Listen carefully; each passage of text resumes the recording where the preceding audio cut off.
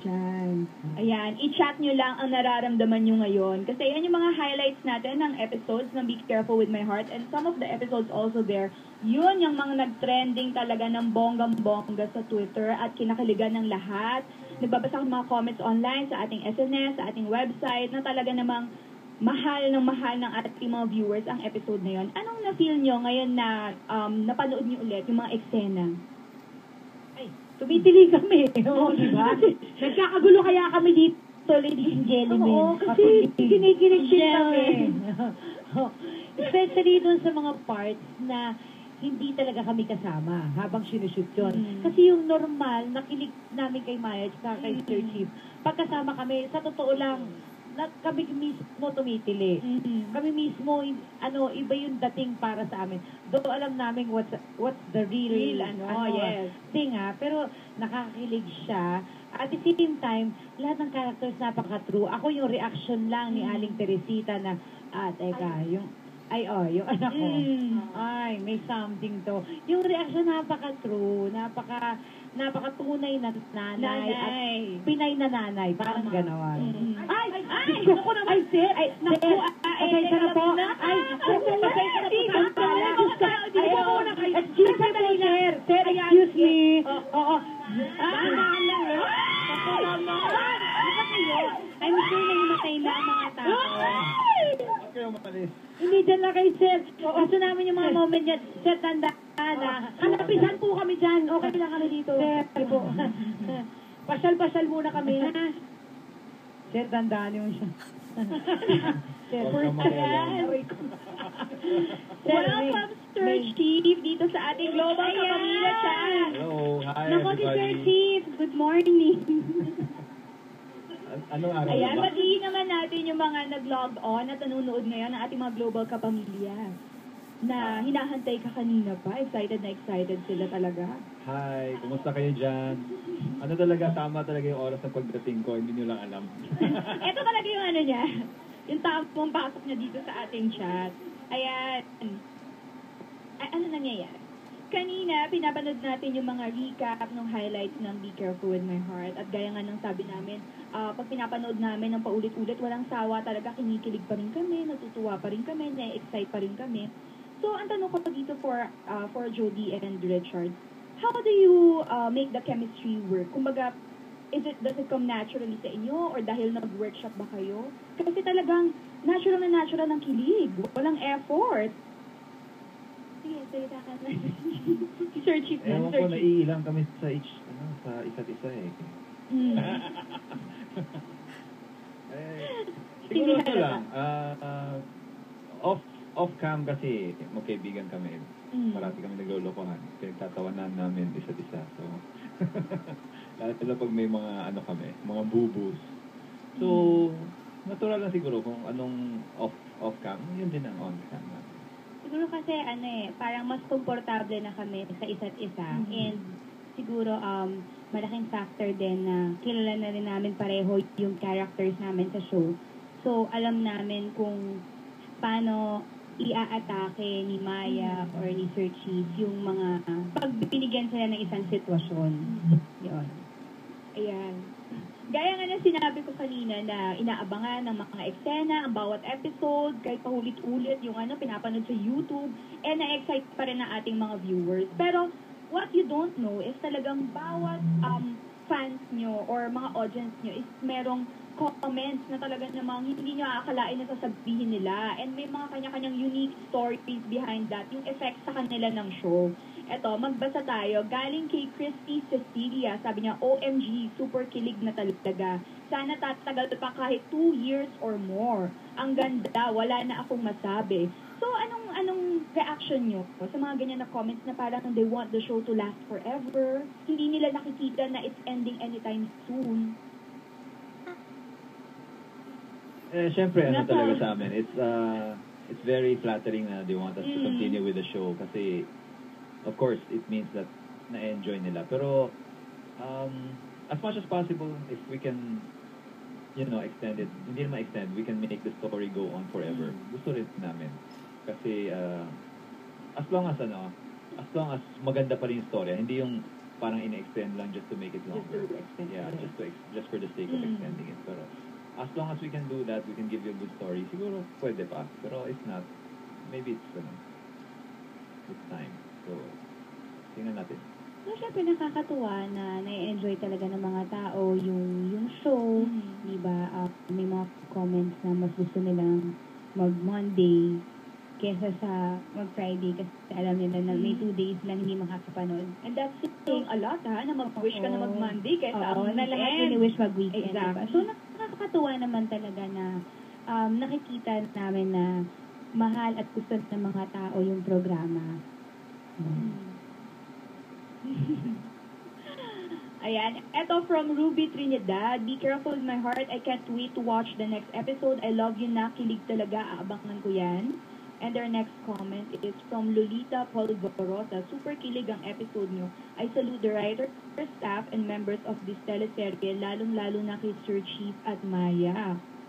Hoping na hindi pa sana mag-weekend. Ayan, yung sinasabi nga ni Jody kanina. Kasi parang matagal ang maghintay sa Monday. Ayan, next comment. From Evangeline Tasipit. Bitin, super, awesome, fabulous. Ayan, ang dami niyang adjectives. I love this show, pati mga co-workers ito. Kung mga Americans, kinikilig na rin at ginugulo na ako every night kasi ako ang taga-translate.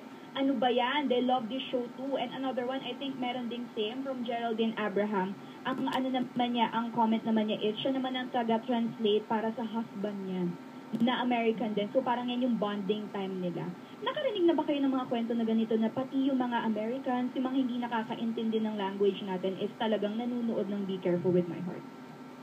Siguro, meron kasi karaniwan ng mga foreigners na nakaka-encounter sa Be Careful with My Heart. May mga pamilya or merong asawang Pinay. Tapos may isang incident diba sa airport na may isang foreigner na nilapitan si Papa Chen.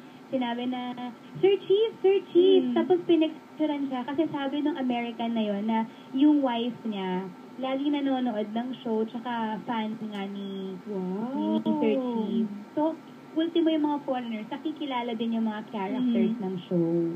Kaya kailangan na natin lagyan ng subtitle. Tama! Kailangan may subtitle. Yan ang sagot dyan.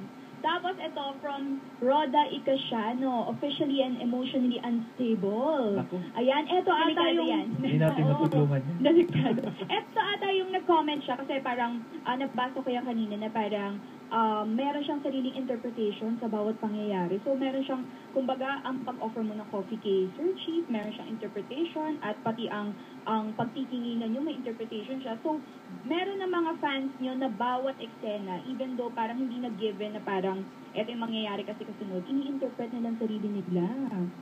Binibigyan na nila ng susunod na eksena, eto ang mangyayari dyan. Meron ba kayo na nababasa sa mga Twitters nyo na parang, feeling ko, eto ang mangyayari dyan, Maya, dapat ganito gawin mo. It's good naman din na, kumbaga, parang involved sila dun sa story and siguro kahit paano is sa sarili nila may suggestion sila sa gusto nilang mangyari. But then, gusto ko lang sabihin na but enjoy nilang yung takbo ng kwento. Parang, huwag masyadong maging cerebral or don't overanalyze it. Kasi we're just here to have fun. Yung feel. We're here to give you good vibes. Hindi yung para mag-worry kayo. Yes, sabayan nilang yung journey ni Sir Chief sa Maya. Ayan, kanina mention ni Sir Chief ang subtitles. Actually, starting June, magiging subtitle. Love at nakakaalis ng stress sa office. And from Bobby Ozzy, the reason it has good ratings is because of the perfect storyline and characters. It is almost a reality show with a touch of fantasy, a story of hope, happiness, respect, and love. And another one from Edita Garcia, this show never fails to give us hope, love, and inspiration. The father and son moment is very touching. It's one thing na parang a show can make people laugh, cry, or get angry. Pero it's another thing, it's a big thing na parang a show could spark hope or inspire people. Na parang naapektuhan yung personal lives nila, the fact na talagang pag may nakikita silang moment dun sa show, parang nagiging positive ang outlook nila. Anong masasabi niyo dun? Well, it's always nice to give hope and inspiration to people, no? Kasi I think that's one of our missions in life, to be able to help other people. And if we can do that through the show, we'll be very happy to continue doing that for you. And syempre para sa amin, pribilehiyo yun na maging kami, parang instrumento, hindi ba? Para makapagbigay ng saya sa aming manonood, ganyan. Tapos yun nga na-inspire sila. So, yun. Masaya kami doon and we're grateful. Ayan. Thank you sa lahat na nag-send ng comments and messages nila. Now, back to Kaligantan. Kasi andito na si Sir Chief. Panuurin natin yung mga kilig moments ni Sir Chief at Maya, yung tipong malakas makamilipit sa kilig na I'm sure gusto niyong balik-balikan, mga global kapamilyas. Roll VTR.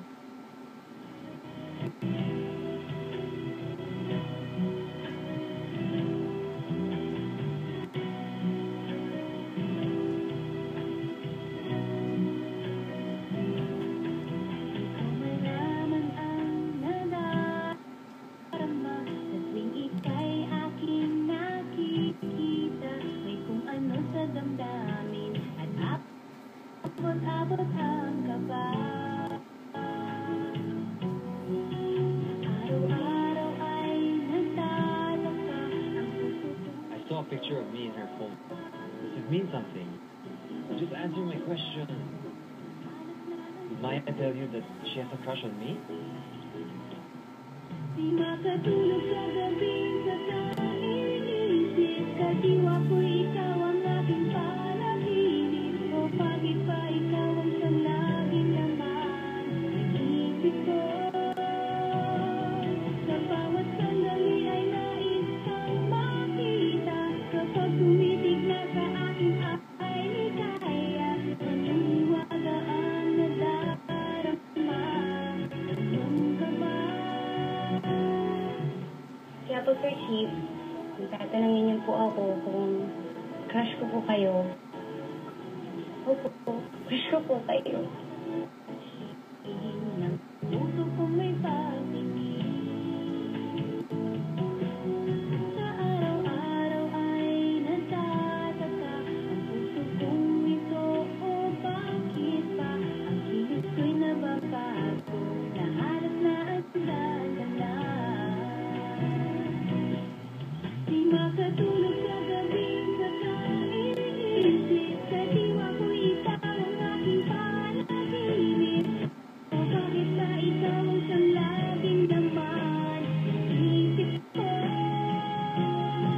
Sa bawat sandali ay nais kang makita.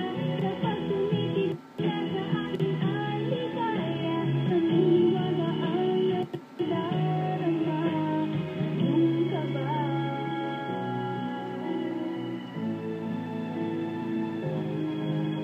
I love you.